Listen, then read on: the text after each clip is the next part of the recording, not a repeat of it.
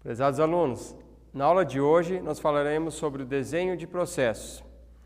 Bom, o que é o desenho de processos? Esse desenho é responsável pela criação de novos padrões ou especificações de um novo processo ou de um processo já existente, sempre baseando-se na questão do atingimento dos objetivos definidos pela direção da empresa. Bom, quais os objetivos da etapa de desenho de processo? Minimizar impactos de handoffs. Vou falar o conceito para vocês aqui agora, a questão do que é um handoff.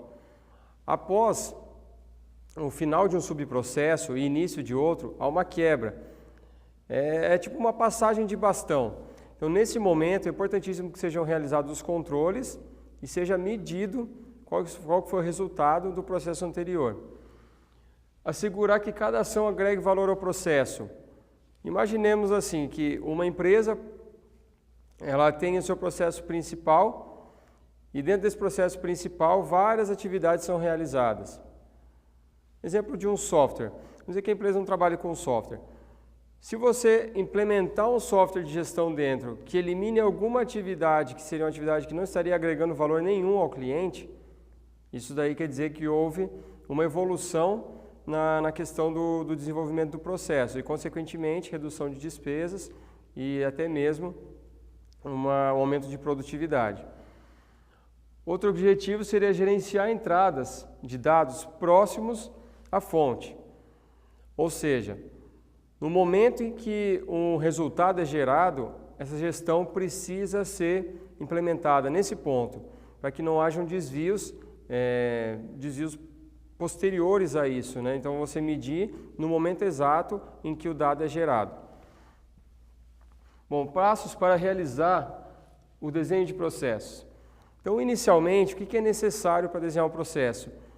Precisa se identificar e entender como que aquele processo é atualmente, que seria a fase do as is. Então, você definir a questão de colaboradores, desempenho, os indicadores, né, como que estão ali, as métricas. Também, nessa análise, você identificar quais são as atividades, quais são os subprocessos e quem são os responsáveis também por cada processo. Feito isso, é necessário determinar a natureza da mudança. Então, qual que é a mudança? Vai ocorrer uma alteração no processo de ponta a ponta? Isso geralmente ocorre quando há alguma mudança estratégica na empresa ou uma reorganização, um novo processo que é implementado, enfim, uma mudança mais radical. Aí a segunda opção seria a questão, uma mudança mais pontual. Então, ela ocorreria de uma forma mais pontual, num processo determinado, resolvendo um problema que não afete o processo de ponta a ponta como um todo. Então, seria uma ação que demandaria menos investimento e seria mais rápida de ser realizada. Por fim ainda não, porque ainda tem o gerenciamento do desenho de processo. Então, o que é esse gerenciamento? É a questão do controle e do desenvolvimento de todas essas etapas. Então, essa questão da análise, a questão ali também da determinação da natureza. Então, acompanhar, né, esse projeto, vamos dizer assim, um projeto que seria uma melhoria desse processo, então, esse gerenciamento diz respeito a isso. E, por fim, o desenho do estado futuro. Então, o que foi projetado, o estado atual é depois de toda essa mudança, se desenha estágio futuro. Lembrando, o estágio futuro não necessariamente precisa ser só você pode projetar melhorias de maneiras diferenciadas. E se você utilizar softwares para isso, você pode medir o desempenho com base em simulações. Bom, agora eu vou passar para vocês um vídeo em que retrata uma situação do estado atual e uma situação do estado futuro. Será apresentado agora um modelo prático de redesenho de processo. Será apresentado o modelo do estado atual, o as is, e projetado um estado futuro, depois de realizada uma melhoria, né, o to be. Bom, nesse sentido, nós temos que pegar um exemplo, né, um caso, para demonstrar essa evolução de um processo? Bom, imaginemos um supermercado. Esse supermercado, ele atualmente trabalha com 4 caixas. Nesses caixas, não tem a questão de prioridade ou então a questão de utilizar o caixa rápido. Então, todos os caixas atendem normalmente qualquer tipo de cliente. A empresa constatou, nos últimos meses, que houve uma grande diminuição de compras de valor agregado menor. Ou seja, o que estava entrando no caixa da empresa eram compras altas por cliente, compras semanais ou compras mensais, e aquelas compras pequenas, elas não estavam mais acontecendo com tanta frequência e também impactando no resultado da empresa. Após essa análise, foi constatado que o supermercado ele estava tendo, em horários de pico, estava tendo muito problema com fila. Então, essas filas prejudicam, né, quem quer só comprar alguma coisa rápida, por exemplo, comprar um pão, comprar uma carne. Então, esses clientes pararam de frequentar o estabelecimento. Dessa maneira, é proposta uma melhoria para que essa fila flua de uma maneira mais contínua e mais rápida. Com base nisso, agora apresentarei para vocês os 2 modelos, tanto o modelo as-is como o to-be. Novamente, com a utilização do software Visage, eu vou demonstrar para vocês aqui o estado atual do processo de compra no supermercado. Bom, nós temos o setor de empacotamento, de caixa e a área de venda.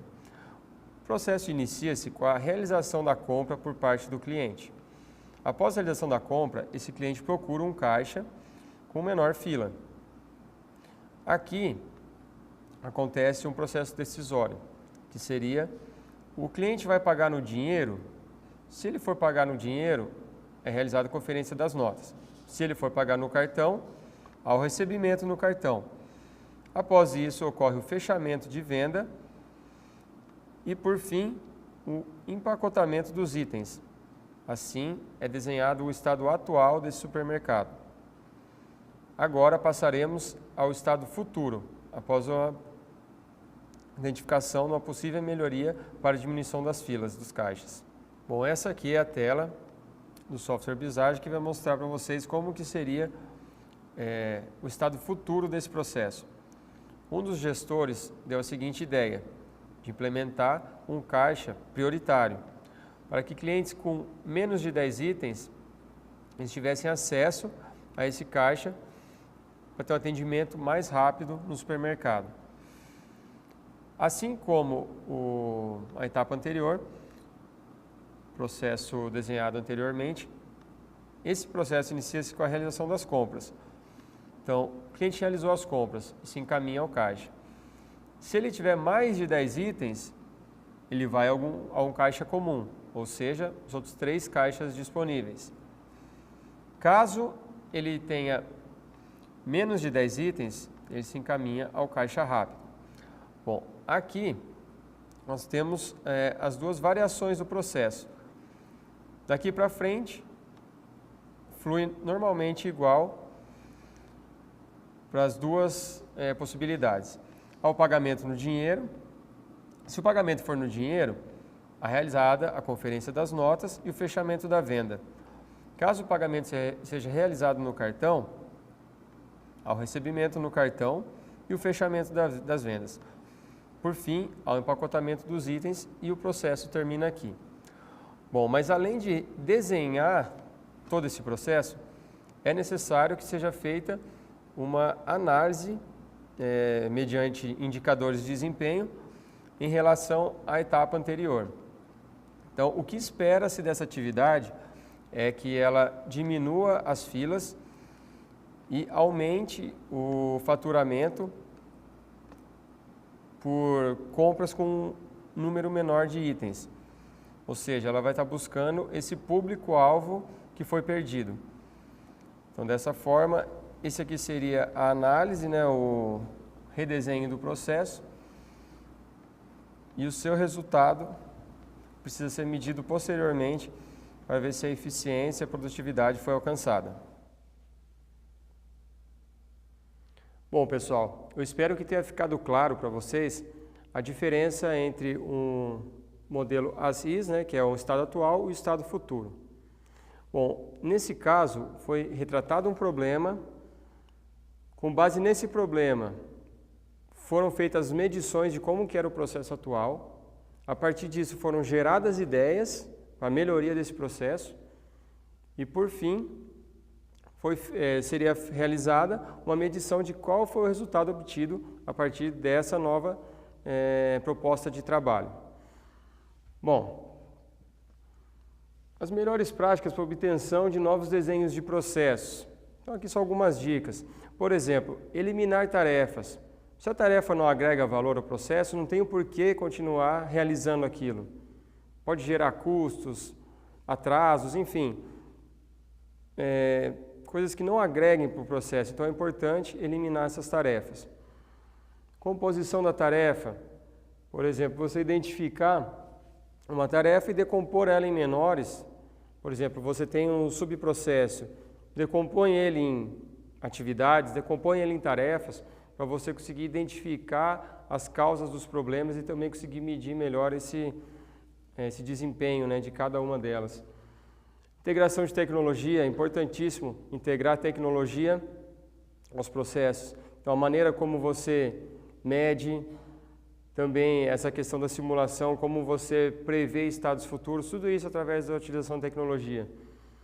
Questão de delegação, atribuição de ordem também, que é fazer os colaboradores executarem atividades únicas, reordenação, especialista ou generalista, seria considerar fazer recursos mais especializados. A parte da integração, que seria você integrar o cliente a esse processo, o fornecedor a esse processo. Então você pensar em todos os stakeholders, ou seja, todas as partes interessadas, as pessoas que participam daquele processo. O paralelismo, que seria considerar as tarefas que podem ser executadas em paralelo. E também a questão do envolvimento quantitativo, que seria minimizar o número de áreas. Então, para você trabalhar de uma maneira com a maior produtividade, uma maneira mais enxuta, né? Aí o desenho do novo processo, aqui eu vou mostrar para vocês nesse círculo, nós temos análise de processo. Então, a análise de processo, ela dá uma base, ela dá um suporte para o desenho de processo. Então, o que abrange essa questão da análise de processo? Então, o modelo ASIS com análise de informação de suporte, modelo de dados, diagramas de interface de sistemas, seria o sistema que você utiliza hoje, software de gestão, a matriz de problemas, então quais foram os problemas identificados, as possíveis melhorias, e também as regras do negócio, como que o negócio funciona, como que a empresa funciona. Com base nessas informações, fazer um novo desenho do processo e eliminar os problemas. A modelagem e desenho interativo. Em paralelo a isso, o desenho da interface de aplicação, ou seja, qual software, qual meio que você vai utilizar para auxiliar na implantação desse novo desenho de processo. Por fim, a geração de aplicações e construção de interfaces. Então, no final de tudo isso, você já vai estar com um software definido, você vai estar integrando a tecnologia a essa nova maneira de gestão do seu processo, que é importantíssimo para aumentar a produtividade e reduzir custos. E essa validação do novo processo? A simulação de processo fornece mecanismos de validação. Deve utilizar nos seguintes casos. Validar um modelo de processo, ou seja, você identificar se aquele modelo gerou resultado ou não. Prever o desempenho do desenho sobre cenários diferentes. Então, assim como eu falei anteriormente, você definir algumas ideias de desenhos diferentes para ver qual que vai obter o melhor resultado e utilizar-se da tecnologia para fazer essas simulações. Determinar quais variáveis têm maior influência. Então, por exemplo, qual que é uma variável, o que uma variável vai causar se ela tiver um resultado ruim ou tiver um resultado bom dentro de um processo. Há variáveis que têm um peso menor, há variáveis que têm um peso maior. Então, tudo isso deve ser analisado. E, por fim, comparar o desempenho de diferentes desenhos. Então, você desenhou processos diferentes e, além de você ver como que eles fluíram ao longo dessas atividades, também comparar o desempenho. Qual que gerou o melhor resultado, qual que não gerou. E as dificuldades de implementação de melhoria de processo, né? Não é tão simples você implementar a melhoria de processo porque vários fatores influenciam nisso daí.